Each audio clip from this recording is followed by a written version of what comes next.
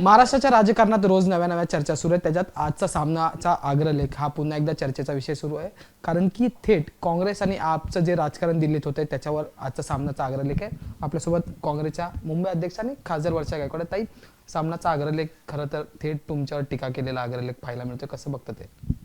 नाही, सामनाच्या अग्रलेखाबद्दल सामन्याला प्रश्न विचारला तर आम्हाला कशाला विचारताय? प्रश्न असा आहे की त्यांना त्यांचे प्रश्न मांडण्याचा अधिकार त्यांच्या पक्षाच्या माध्यमातून आहे, पण तिथे भूमिका काय एक्झॅक्टली असं आहे बघा की प्रत्येक ठिकाणी तुम्ही बघाल तर सेंट्रल गव्हर्नमेंटमध्ये UPAमध्ये पण खूप सारे पक्ष होते, आज इंडिया अलायन्समध्ये खूप सारे पक्ष आहेत, NDAमध्ये खूप सारे पक्ष आहेत, पण प्रत्येक स्टेटमध्ये वेगळं राजकारण असताना त्यामुळे स्टेटचं राजकारण स्टेटच्या ठिकाणी असतं, सेंट्रल गव्हर्नमेंटची अलायन्स एक वेगळी अलायन्स असते. आता तुम्ही जर बघाल तर तेलंगणामध्ये असेल किंवा इतर ठिकाणी असेल वेगवेगळे इलेक्शन लढतात ना, पण शेवटी वर जाऊन ज्यावेळी सेंट्रल गव्हर्नमेंटची गोष्ट असते तेव्हा सगळे एकत्र येतात. त्यामुळे संजय राऊतांनी त्यांची भूमिका मांडलेली, आमची भूमिका काहीतरी वेगळी असू शकते.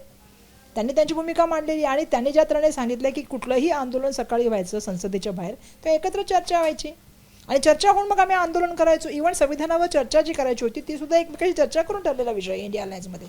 त्यामुळे मला असं वाटतं की दिल्लीच्या इलेक्शनच्या बाबतीमधल्या तिथल्या स्थानिक परिस्थितीनुसार तिथल्या स्थानिक नेत्यांनी घेतलेल्या निर्णयानुसार पक्षाने निर्णय घेतला असेल, कदाचित त्याची गरज असेल, त्यामुळे त्यांचं मत त्यांनी जे आहे ते त्यांनी मांडलेलं आहे. आमचं मत काही वेगळं असू शकेल, त्याला पण रिस्पेक्ट केला पाहिजे असं मला वाटतं. यातून काँग्रेसला सल्ला दिला आहे की दिल्लीच्या विधानसभेच्या अनुषंगाने काँग्रेस आणि आम आदमी पक्ष आमने सामने आले आणि त्याच्यात थेट काँग्रेसने आम आदमी पक्षाला देशद्रोही वगैरे अशा उपमा देऊ नये, कारण की आगामी काळात लोकसभेला पुन्हा आपण एकत्र येऊ शकतो, त्यामुळे या पातळीच्या टीका होऊ नये असा सल्ला देण्यात येतो. नाही, त्यांचा सल्ला मला वाटतं आमच्या दिल्लीच्या नेत्यांनी ऐकायचा की नाही की त्यांचा निर्णय त्यांनी सल्ला देण्याचं काम केलं, दिल्लीचे नेते ठरवतील.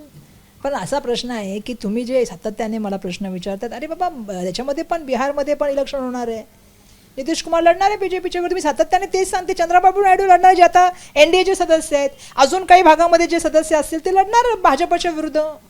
स्थानिक लेवलचं राजकारण हे पूर्णपणे वेगळं असतं आणि वरच्या लेवलचं राजकारण पूर्णपणे वेगळं असतं. आणि दिल्लीच्या राजकारणाबद्दल आम्ही बोलणं हे दिल्लीच्या इलेक्शनमध्ये काय केलं पाहिजे, खरं तर संजय राऊत साहेबांनी सल्ला दिलेला त्याच्याबद्दल त्यांचे धन्यवाद मानते, पण तो सल्ला त्यांच्या पक्षासाठी त्यांनी द्यावा, तो आमच्यासाठी नाही द्यावा, तर जास्त बेटर राहील.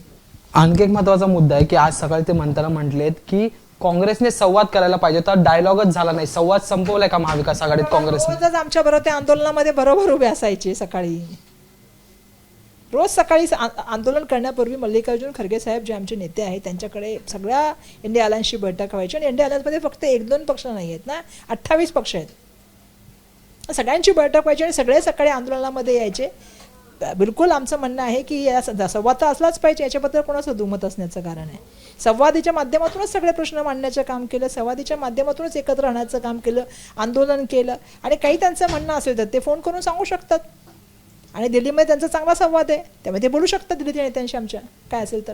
यापेक्षा आणखी वापस पुन्हा जर भाजपचा विषय घेतला तर किरीट सोमय्यांकडून सतत आता वोट जिहादचे मुद्दे मांडले जातात आणि त्याच्यात इनडायरेक्टली तुमच्यावर टीका करताना म्हणजे काँग्रेसवर टीका करताना पाहायला मिळतं. ते काँग्रेसचे नेते जे आहेत ते बांगलादेशांना थारा देतात आहेत आणि त्याच्यामुळं वोट जिहाद होते असं म्हटलं जातं. नाही, कारण भाजपाकडे दुसरा विषय नाही आणि दुर्दैवाने त्यांच्या विषयाला मीडिया इतकं अटेन्शन देतं. आणि माझं लोकांना सुद्धा हात जोडून सांगणं आहे, आज मुंबई महाराष्ट्राची परिस्थिती काय, आज मुंबई महाराष्ट्राच्या कायदा सुव्यवस्थेची परिस्थिती काय. काल परवा तुम्हीच सांगितलं की बाबा त्यांना मोका नाही लावला, मोका का नाही लावला हा प्रश्न त्यावेळी मी विचारला. आता बीडची परिस्थिती काय, आज ते टाकीवर चढले त्यांचे बंधू. आज परभणीची परिस्थिती काय, आज मुंबईमध्ये काय परिस्थिती आहे, रस्त्यामध्ये मुलींवर काय कोयत्याने वार व्हायला लागलेत. अरे कायदा सुव्यवस्था नाही. आज अन्याय अत्याचारामध्ये आपण 1 नंबरला आणि 2 नंबरला आलेलं, लहान मुलांमध्ये 1 नंबरला, महिलांमध्ये 2 नंबरला. आज प्रदूषणाचा मोठा प्रॉब्लेम आहे, दिल्लीमध्ये बघायचो पूर्वी, आता मुंबईमध्ये दिसायला लागलंय. आज सगळ्या गोष्टीवरती आहे, महागाईचा प्रश्न आहे, बेरोजगारीचा प्रश्न आहे. आज मोठ्या प्रमाणामध्ये मंत्री जे आहेत ह्यांच्यावर एवढ्या मोठ्या टीका व्हायला लागलेल्या आहेत, त्याच्यावरती कुठलीही कमेंट न पास करता त्याच्यावरनं चर्चा होता. सातत्याने एक कम्युनल विषय त्या निर्माण करायचा आणि त्याच्यावरती बोलायचं. म्हणजे नितेश राणेंनी संविधानाची शपथ घेऊन जर सातत्याने त्याचे बोलत असतील तर त्यांना मंत्री राहण्याचा अधिकार नाही. तुम्ही मंत्री होता, तुम्ही काय सांगता, मी कोणाबद्दलही ममत्व ठेवणार नाही किंवा कोणाबद्दलही त्या शत्रूची भावना ठेवणार नाही. मग हे काय आहे? किरीट सोमय्यांनी एवढं भ्रष्टाचाराबद्दल बोलावं ना, आता का नाही बोला? आता भ्रष्टाचार संपले. मुंबई महानगरपालिकेमध्ये कोटी कोटी रुपयाचे भ्रष्टाचार चाललेत, मुंबई महानगरपालिकेच्या टीव्ही चालल्यात, का नाही बोलत आहेत? ते तर भ्रष्टाचाराबद्दल मोठे बोलायचे ना, हातोडे घेऊन फिरायचे ना पूर्वी.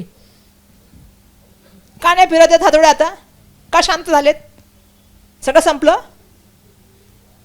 मला पत्रकारांना पण प्रश्न विचारायचा आहे, किती मोठा भ्रष्टाचार चालू आहेत. म्हणजे आज हॉस्पिटलमध्ये मेडिसिन नाही आहेत, मुंबई महानगरपालिकेचे रस्ते बनत नाही आहेत. आज मोठ्या प्रमाणामध्ये तुम्ही फिरा आमच्या मतदारसंघामध्ये, कुठेही जावा, एक रस्ता चांगला दाखवा मुंबई महानगरपालिकेने बनवलेला. काय चाललंय आपलं? ह्याच्यावरती चर्चा नाही, याच्यावरती काय नाही.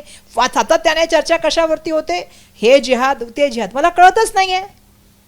मग याच्या माध्यमातून अडाणीचा विषय सोडून घ्यायचा, याच्या माध्यमातून स्मार्ट मीटरचा विषय सोडून घ्यायचा, याच्या माध्यमातून रस्ते, प्रदूषण, महागाई, बेरोजगारी सगळे विषय सोडायचे आणि फक्त हाच विषयावर चर्चा करायची.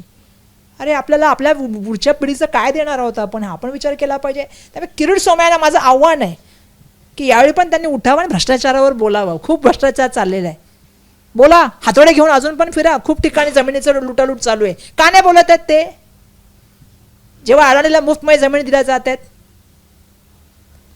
काय आमची लोक देशोधडीला जाणार, आमची लोक डम्पिंग ग्राउंडला जाणार आणि अडाणी बसणार? आमच्या सर्वसामान्य माणसाच्या खिशातले पैसे स्मार्ट मीटरला जाणार आणि अडाणी कमवणार? का नाही बोलत आहेत? त्यांना त्याच्यावर बोलायला सांगा पहिलं, बाकीच्यावरती मी नंतर बोलेन. मुंबई महापालिकेचा मुद्दा काढलेला आहे. 10 रुग्णालयात जी औषधं द्यायचं पुरवठा करणारे लोक आहेत त्यांनी आता ते थेट बंद केलेलं आहे. 120 कोटींची बिलं जी आहेत ती थकलेली आहेत. त्यामुळे आता थेट जे पालिकेचे रुग्णालय त्याच्यात औषध पुरवठा आरोग्य मंत्र्याने 8,000 करोडचं हे घ्यायचं होतं ना, काय म्हणतात त्याला, ॲम्ब्युलन्स. त्याच्याबरोबर बोला ना आपण दवाखान्यामध्ये बोला सर्वसामान्य माणसाच्या. बरा प्रश्न विचारला ॲटलिस्ट, थँक्यू व्हेरी मच. दुर्दैवाने या विषयावरती बोललंच जात नाही. का नाही बोलत आहेत? जे विषय अरे 8 महिने MR होत नाही, MR किंवा CT स्कॅन होत नाही. विचारा तुम्ही सायन हॉस्पिटलला किती लाईन आहे, किती वेटिंग आहे MRI साठी किंवा CT स्कॅनसाठी. म्हणजे सर्वसामान्य माणसाच्या जीवनाची किंमत नाही. कधी जाऊन बघा त्या डिलिव्हरी वॉर्डमध्ये 4-4 महिला झोपलेल्या असतात. त्याच्यावरती पण बोललं गेलं पाहिजे. आज नायरमध्ये काय परिस्थिती आहे? परवाच मला एकाला सांगितलं की तिथे ऑपरेशन होत नाही, मला शिफ्ट करायला पाहिजे. तेव्हा टाटा हॉस्पिटलला जाऊन बघा.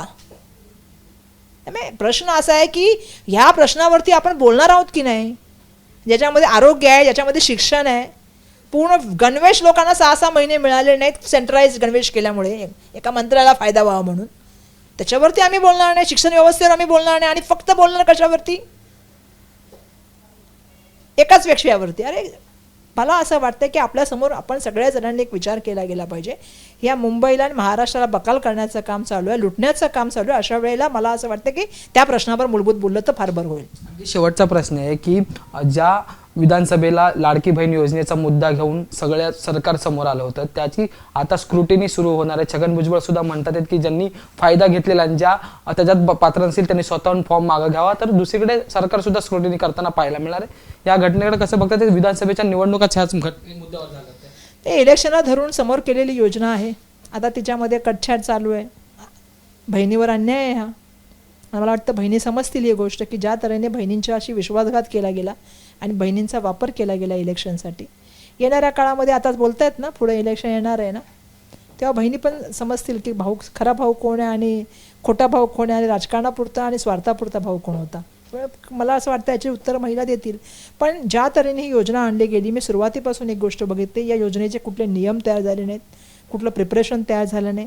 फक्त योजना आणायची आणि फक्त ते इलेक्शनच्या दृष्टिकोनातून आणायचं काम झालं. आता काटछाटच्या गोष्टी बोलत आहेत, काय काय गोष्टी बोलत आहेत, नियम बनायला पाहिजे, दंड आकारला गेले पाहिजे. या सगळ्या गोष्टी ज्या येत आहेत ना समोर, हे ह्यांचा खरा चेहरा आहे. काँग्रेसचे महापालिकेसाठी काय मुद्दे असणार? काय मुद्दे आम्ही बोलणार? मुंबईकराचा पैसा मुंबईकरासाठी वाटला गेला पाहिजे. मुंबईकराचा पैसा आता ब्युटिफिकेशनचे 1700 कोटी गेले, कुठे गेले? 7-8 हजार कोटीची तुम्ही टेंडर काढले रस्त्याचे, कुठे गेले? दत्तक वस्त्यापासून, शाळापासून, हॉस्पिटलपासून सगळं क्रिस्टलला दिलं, कोणी दिलं? ह्याच्यावर बोललं गेलं पाहिजे. धन्यवाद आमच्याशी बोलण्यासाठी. त्या होत्या खासदार वर्षा गायकवाड, ज्यांनी थेट आता टीका केलेली आपल्याला पाहायला मिळते. व्हिडिओ जर्नलिस्ट अरविंद वर्गेसह मी अजय माने, एबीपी माझा, मुंबई. एबीपी माझा, उघडा डोळे बघा नीट.